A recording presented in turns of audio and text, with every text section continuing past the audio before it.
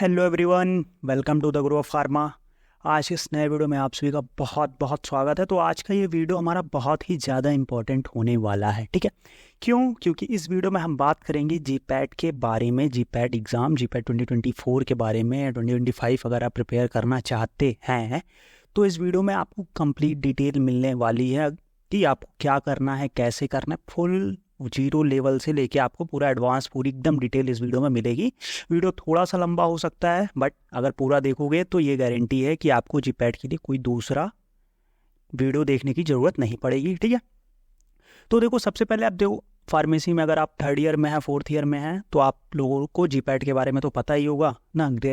तो उसके बारे में अगर आप लोगों को पता नहीं है तो फिर क्या कर रहे हो? तो फार्मेसी में क्यों हो अगर अभी तक आपको GPAT third year fourth year में आगे जीपैट के बारे में नहीं पता तो बता दूं, जिसको ग्रेजुएट फार्मेसी एप्टीट्यूड टेस्ट, ठीक। इसमें क्या होता है, अगर आप जीपैट क्रैक कर लेते हैं तो आपको हायर स्टडीज़ और भी बहुत सारी चीज़ें मिलती हैं। उसके बारे में हम लोग वीडियो डिस्कस करेंगे। अब देखो, बात तो ये आ गई कि सर हम जीपैट तो क्रैक करना चाहते हैं, बट कैसे करें, हमें क्या करना है, समझ में नहीं आता ना। उस तरह की प्रॉपर गाइडेंस नहीं मिल पाती, बहुत सारे क्वेश्चंस होंगे दिमाग में ना। तो आज उस बात को डिस्कस कर लेते हैं। देखो क्या क्या क्वेश्चन है कि वाई जीपैट। सबसे पहली बात तो जीपैट क्यों करें हम, भाई क्यों करें हम? बीफॉर्म कर लिए, क्यों करना है जीपैट, इसके बारे में बात करेंगे। फिर हम मान लो जीपैट करना है तो उसके एग्ज़ाम पैटर्न क्या है, क्या डिटेल्स है, वो बात करेंगे। फिर अगर हमें करना ही है तो हमें कितने मार्क्स चाहिए, एक प्रॉपर मार्क्स की भी तो ज़रूरत पड़ती है ना, कि कितने मार्क्स में हमारा काम हो जाएगा, कितने मार्क्स में हमारी रैंक आ जाएगी, प्रीवियस ईयर कट ऑफ्स की बात करेंगे। फिर अब अगर हमें प्रिपरेशन स्टार्ट करनी है तो बहुत सारे क्वेश्चंस आते हैं हमारे दिमाग में, डाउट्स, उसके बारे में डिस्कस करेंगे। फिर हाउ टू प्रिपेयर, अब हमें प्रिपरेशन करनी कैसे है, क्योंकि देखो, एक होती है कि बस लगे हुए हैं भेड़ चाल की तरह पढ़े जा रहे हैं, एक होती है स्मार्ट स्टडी, तो वो बहुत ज़्यादा ज़रूरी है। तो इस वीडियो में हम लोग डिस्कस करेंगे कि आप स्मार्ट स्टडी करके कैसे एग्ज़ाम क्रैक कर सकते हैं। फिर सब्जेक्ट वाइज डिटेल्स, अब देखो पढ़ना तो है, अब फर्स्ट सेमेस्टर से लेकर 8 सेमेस्टर तक कितने सारे सब्जेक्ट्स हैं। अब क्या सारे सब्जेक्ट्स हम उठा के एक साथ पढ़ते रह जाएं? कौन सा सब्जेक्ट पढ़ना है, कौन सा पहले पढ़ना है, कौन सा बाद में पढ़ना है? कुछ ऐसे भी सब्जेक्ट हैं जो हम छोड़ के जा सकते हैं। तो वो सारी चीज़ें बात करेंगे हम लोग सब्जेक्ट्स के बारे में। अब सब्जेक्ट की भी बात हो गई, बट उस सब्जेक्ट को हमें कहाँ से पढ़ना है, कैसे पढ़ना है, विच बुक्स टू रेफर, कौन सी बुक्स हमें पढ़नी है, उसके बारे में बात करेंगे। फिर further wise subject wise discussion में यहाँ पे अब देखो ये दो चीज़ें आ गई। तो यहाँ जो फर्स्ट वाला है, इसमें हम लोग सब्जेक्ट वाइज मार्क्स और क्वेश्चन की बात करेंगे, और इसमें हर एक सब्जेक्ट की पर्टिकुलर अप्रोच के बारे में बात करेंगे कि आपको कौन सा सब्जेक्ट किस तरीके से पढ़ना चाहिए, ठीक है। तो आ जाओ यार, फटाफट से वीडियो को स्टार्ट करते हैं। बट अगर अभी तक आपने चैनल को सब्सक्राइब नहीं किया तो सब्सक्राइब कर दो, क्योंकि जीपैट 2024-25 के लिए आप लोगों के लिए बहुत सारी चीज़ें इस चैनल पे आने वाली हैं। तो आप लोग सब्सक्राइब करके रखो और वीडियो को एक लाइक कर दो फटाफट से, और शेयर कर दो यार अपने दोस्तों के साथ, फैला दो इस वीडियो को जितना ज़्यादा से ज़्यादा हो सके, ठीक। तो आ जाओ यार, देखो सबसे पहले बात करते हैं वाई जीपैट, जीपैट ही क्यों। तो सबसे पहली बात है कि बेनिफिट्स ऑफ जीपैट एग्जाम की हम बात कर लें।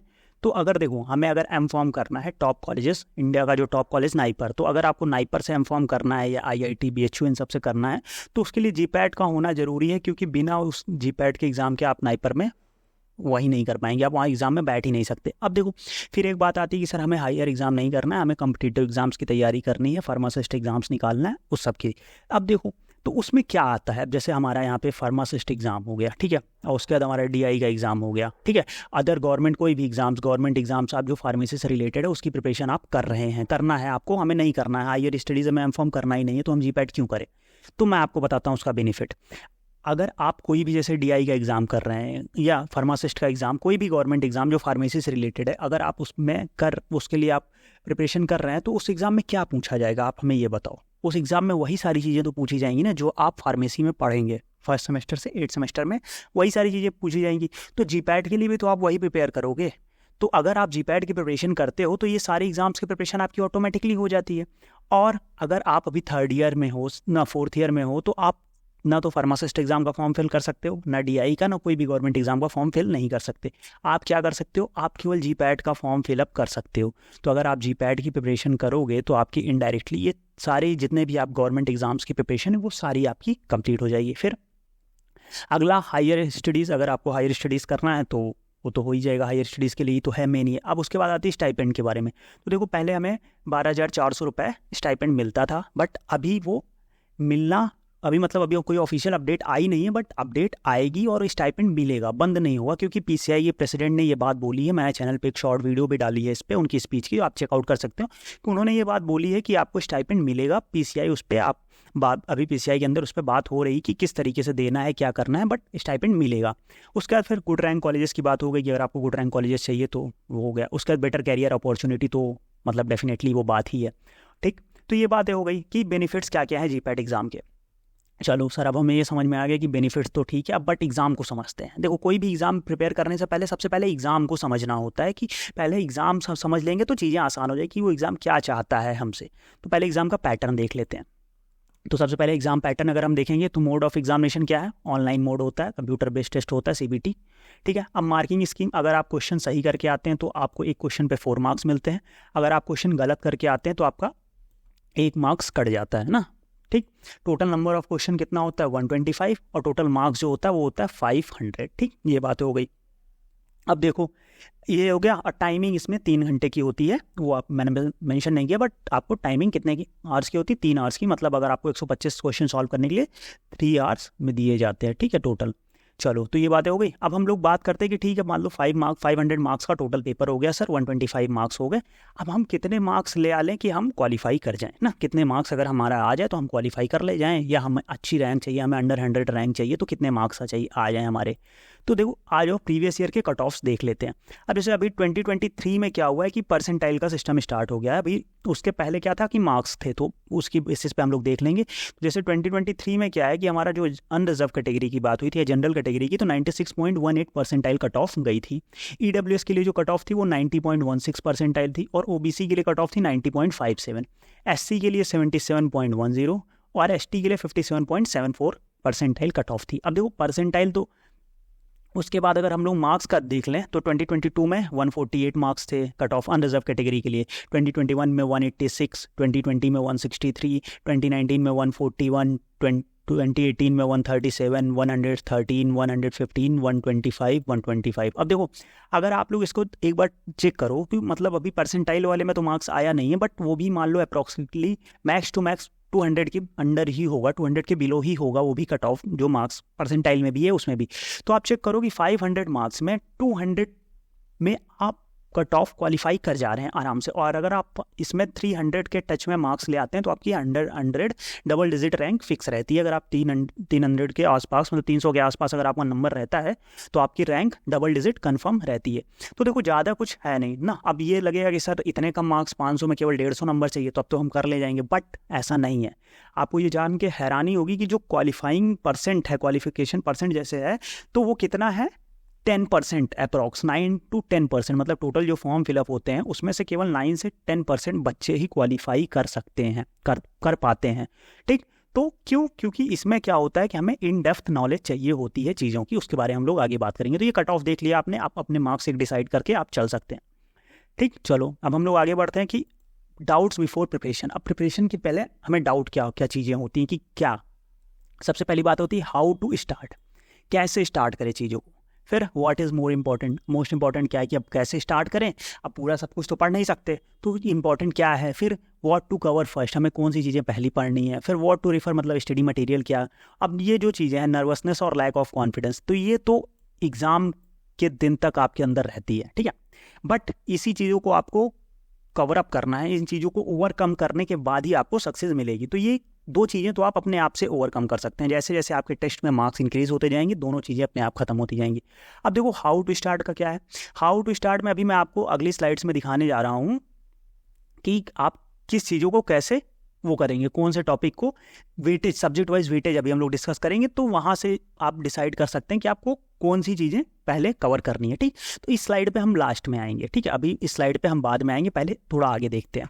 तो सबसे पहले देखते हैं सब्जेक्ट वाइज वेटेज। आप सब्जेक्ट वाइज वेटेज देख लो तो pharmaceutical chemistry and allied subjects, मतलब इसमें आपकी फार्मास्यूटिकल ऑर्गेनिक केमिस्ट्री हो गई, मेडिसिनल केमिस्ट्री हो गई, इनऑर्गेनिक केमिस्ट्री हो गई, बायोकेमिस्ट्री हो गई, इस सबसे मिला के टोटल आते हैं 38 क्वेश्चन, मतलब 152 मार्क्स आते हैं, ठीक है।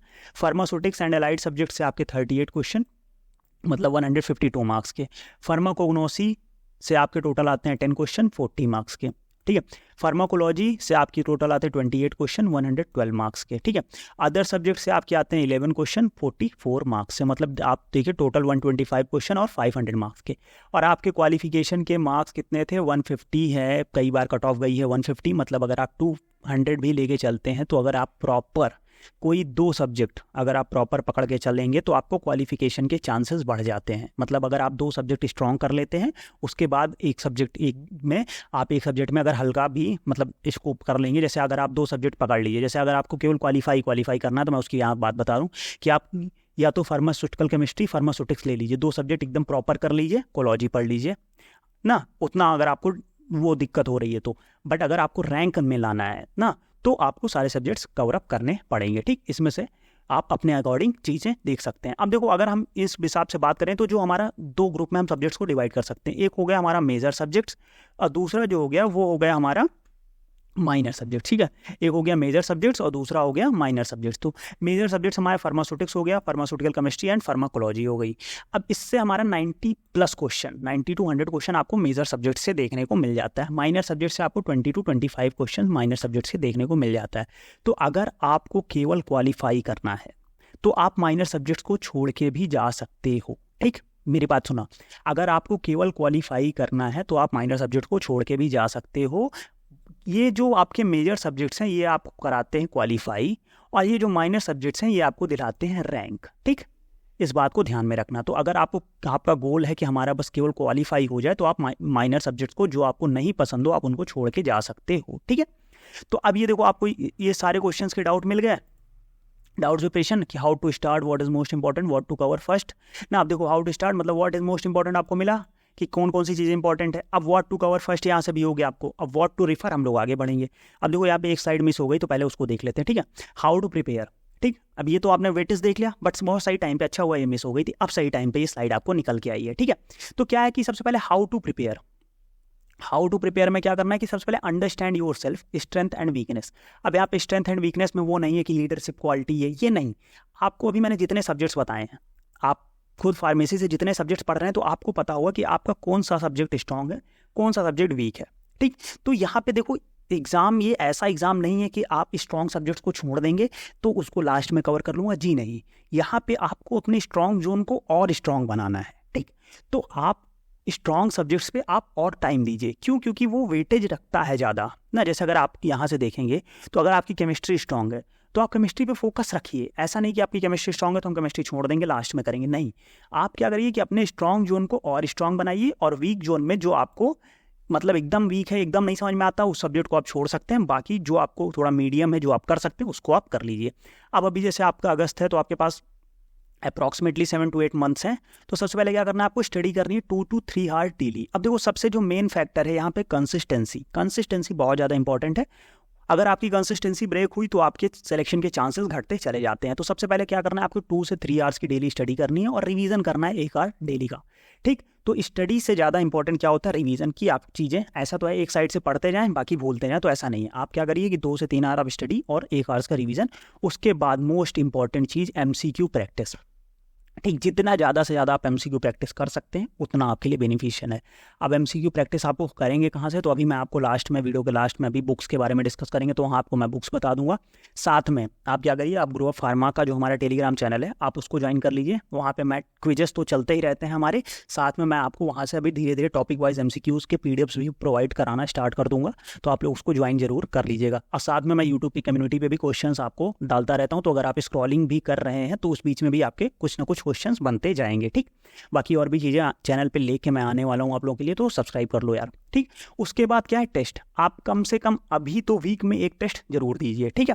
उसके बाद क्या करिए, टेस्ट से ज़्यादा इंपॉर्टेंट होता है उस टेस्ट की एनालिसिस। मतलब क्या कि आपके कौन से क्वेश्चन गलत हुए। अब देखो, ऐसा नहीं कि स्टार्टिंग में ही आपके 200-300 नंबर बनने लगेंगे, नहीं, आपके 100 बनेंगे, 100 से भी कम बनेंगे, बट आपको कंसिस्टेंट रहना है। वो आप खुद ही देखेंगे आपका ग्राफ सीधे ऊपर बढ़ता चला जाएगा, ठीक। तो आपको क्या करना है, उस टेस्ट की एनालिसिस करना कि आपके कौन से टॉपिक के क्वेश्चन गलत हुए हैं, क्या पढ़ा हुआ जो टॉपिक है उसके क्वेश्चन गलत हो गए तो आप उसको नोट करिए। अगर नया कोई कॉन्सेप्ट मिला है तो आप उसको फिर से एक बार रीड करिए। तो वो चीज़ें, एनालिसिस बहुत ज़्यादा इंपॉर्टेंट है, ठीक। तो ये सारी चीज़ें हो गई। अब बात करते हैं बुक्स, कि आप बुक्स कौन सी प्रेफर कर सकते हैं। अगर आपके पास आपकी खुद की नोट्स है प्रॉपर तो आप पहले नोट्स पे जाइए, कोई मॉड्यूल है तो आप उसको प्रेफर कर लिए ना। बट बुक्स की ज़रूरत है, क्योंकि बिना स्टैंडर्ड बुक के लिए आपको मतलब क्वालिफाई तो एक बार आप हो सकते हैं, बट अगर आपको रैंक चाहिए तो आपको बुक प्रेफर करनी पड़ेगी, ठीक। तो सबसे पहले हम सब्जेक्ट वाइज यहाँ बुक देख लें। जैसे फार्माकोलॉजी की है तो देखो, मैं सबसे पहले बुक्स के स्टार्ट करने से पहले आपको एक बात क्लियर कर दूँ कि यहाँ पे मैंने स्टैंडर्ड बुक्स और कुछ नॉर्मल जो मुझे इंपॉर्टेंट बुक्स लगी और भी जो टॉपर्स जो बुक्स प्रेफर करते हैं वो सारी बुक्स मैं यहाँ पे आपके लिए लेके आया हूँ। बट ऐसा नहीं कि आप इसके अलावा कोई बुक नहीं पढ़ सकते। आपको जिस बुक की लैंग्वेज समझ में आ रही है, जिस बुक से आपकी चीज़ें कॉन्सेप्ट क्लियर हो रहे हैं, आप वो बुक प्रेफर कर सकते हैं, वही बुक आपके लिए इंपॉर्टेंट है। ठीक है, ऐसा नहीं कि आपको यहाँ पे के.डी. त्रिपाठी ही पढ़ना है। अगर आपको कोई और बुक अच्छी लग रही है या लैकमैन ही पढ़ना है, नहीं, आपको किसी और बुक से चीज़ें समझ में आ रही तो आप वहाँ से पढ़ सकते हैं। ठीक है, तो चलो ठीक है। अब देखो फार्माकोलॉजी की के.डी. त्रिपाठी हो गई और रैंगेंडेल, स्पर्श गुप्ता, तीनों बुक अच्छी हैं, आप अपने अकॉर्डिंग प्रेफर कर सकते हैं। फार्मास्यूटिक्स की बात करें तो इंडस्ट्रियल फार्मेसी के लिए आप लैकमैन देख सकते हैं, फिजिकल फार्मास्यूटिक्स के लिए मार्टिन देख सकते हैं। उसके बाद सी.वी.एस.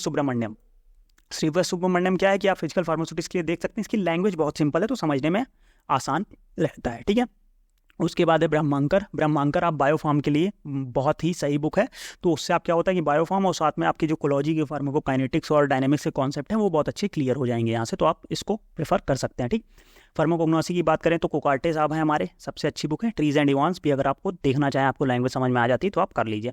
एनालिसिस के लिए अगर हम बात करें तो एनालिसिस के लिए आप बात कर सकते हैं वाई.आर. शर्मा और साथ में जी.आर. चटवाल। ठीक, दोनों बुक आप प्रेफर कर सकते हैं जो आपको सही लगे। ठीक, आगे बढ़ते हैं हम लोग फार्मास्यूटिकल केमिस्ट्री के लिए। तो अगर आप ऑर्गेनिक केमिस्ट्री की बात करेंगे तो आप बहल एंड बहल, ओ.पी. टंडन देख सकते हैं। मेडिसिनल केमिस्ट्री की बात करेंगे तो विल्सन गिस्वाल्ड और स्टोस्कर, आप जो बुक आपको अच्छी लगे आप प्रेफर कर सकते हैं। बायोकेमिस्ट्री की बात करेंगे तो हार्पर, सत्यनारायण। तो इसमें देखो सत्यनारायण में क्या है कि इसकी लैंग्वेज बहुत सिंपल है तो आपके लिए आसान होगी समझने में। उसके बाद अगर हम एच.ए.पी. की बात करें तो टॉर्टोरा और 11th एंड 12th फर्स्ट। अब देखो यहाँ पे मैंने ये क्यों लिखा है कि जैसे अगर आप एच.ए.पी. का कॉन्सेप्ट समझने में आपको दिक्कत हो रही है, तो वैसे तो अगर आप लोग प्रिपरेशन करके आए हैं नीट की तो आपको आसानी होगी, बट अगर आपको दिक्कत हो रही है तो सबसे पहले आप 11th और 12th की बुक को एक बार रेफर कर लीजिए। तो वहाँ से जब आपका बेसिक कॉन्सेप्ट क्लियर हो जाएगा तो ये बुक्स आपको पढ़ने में आसानी रहेगी। ठीक, बाकी एच.ए.पी. अगर आप नहीं पढ़ना चाहते तो भी आप इसको स्किप भी कर सकते हैं, बट लेकिन स्किप करना आपके लिए खतरनाक हो सकता है। क्यों? क्योंकि जो हमारा फार्माकोलॉजी का मैक्स टू मैक्स कॉन्सेप्ट इसी से रिलेटेड है, तो आप इसको स्किप ना करिएगा, इसको पढ़िएगा जरूर। ठीक, माइक्रोबायोलॉजी आप एन.के. जैन से पढ़ सकते हैं। उसके बाद ज्यूरिस्प्रूडेंस भी आप एन.के. जैन से पढ़ सकते हैं। ठीक, तो ये थी आपकी बुक्स अलग अलग, आप अपने अकॉर्डिंग चीज़ें जो आपको बुक जो पसंद आए आप उससे मतलब पसंद किया, जिसका कॉन्सेप्ट आपको समझ में आए। ठीक, उसके बाद बात करते हैं प्रैक्टिस। आप क्वेश्चन प्रैक्टिस कहाँ से करेंगे? तो क्वेश्चन प्रैक्टिस के लिए मैं आपके लिए 3 बुक्स लेके आया हूँ। आप पियर्सन देख सकते हैं, इनामदार, पीयूष। ठीक, तो ये सारी बुक्स की बात हो गई, आप इससे क्वेश्चन प्रैक्टिस कर सकते हैं। अब ये बुक्स आपको मिलेंगी कहाँ पे, ये भी मैं आपको बता दूं। तो सारी बुक्स की हार्ड कॉपी तो आप परचेस कर नहीं सकते ना, और करना भी नहीं है, क्यों करना है? ठीक है, तो आपको मैक्स टू मैक्स बुक्स की सॉफ्ट कॉपी मैं अपने टेलीग्राम चैनल पे प्रोवाइड करा दूंगा। कई सारी बुक्स की सॉफ्ट कॉपी ऑलरेडी अपडेटेड है, जैसे के.डी. त्रिपाठी हो गया, कोकार्टे हो गया, पियर्सन हो गई, ये सारी बुक्स की, लैकमैन हो गया, सी.वी.एस. सुब्रमण्यम हो गया, ये सारी पीडीएफ्स गुरु ऑफ फार्मा के टेलीग्राम चैनल पे ऑलरेडी अपलोडेड है, जाके चेकआउट कर लो। और भी किसी बुक का आपको पीडीएफ चाहिए तो आप हमसे कमेंट सेक्शन में बोल दीजिएगा, मैं वहाँ पे डाल दूंगा। बाकी और भी मैं अपने अकॉर्डिंग धीरे धीरे बुक्स के पीडीएफ अपडेट वहाँ पे कर दूंगा। ठीक है, तो आप वहाँ से बुक डाउनलोड कर सकते हैं जाके। ठीक, चलो अब आ जाओ फाइनल सब्जेक्ट वाइज डिस्कशन कि आपको कौन से सब्जेक्ट पे कैसी अप्रोच रख के पढ़नी है। ठीक, तो देखो सबसे पहले हम बात कर लेते हैं फार्माकोलॉजी के बारे में। तो अगर फार्माकोलॉजी की हम बात करेंगे तो मेनली जो आपका 70 to 80% फार्माकोलॉजी का जो कॉन्सेप्ट होता है वो किससे कवर हो जाता है? वो कवर हो जाता है आपके क्लासिफिकेशन से। अगर आप फार्माकोलॉजी की क्लासिफिकेशन आपको याद है तो आप 70 to 80% क्वेश्चन आराम से निकाल ले जाएंगे, जो 28 आते हैं। अब बात करते हैं कि सर फार्माकोलॉजी की क्लासिफिकेशन याद कहाँ से होगी?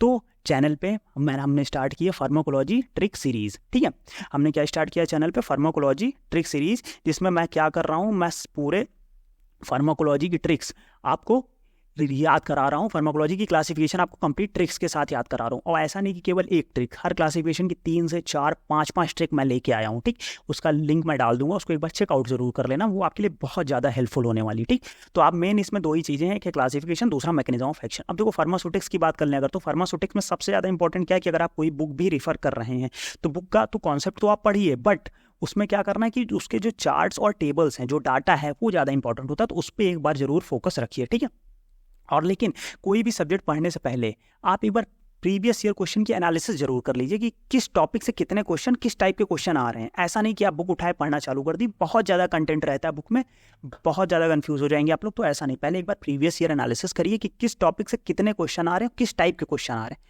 उसके बाद उसको पढ़िए।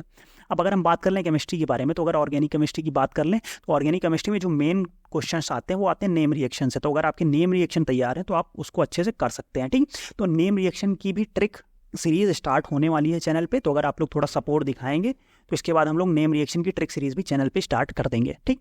तो वहाँ से भी आप उसको कर सकते हैं, बाकी आप अपने अकॉर्डिंग कर लीजिएगा।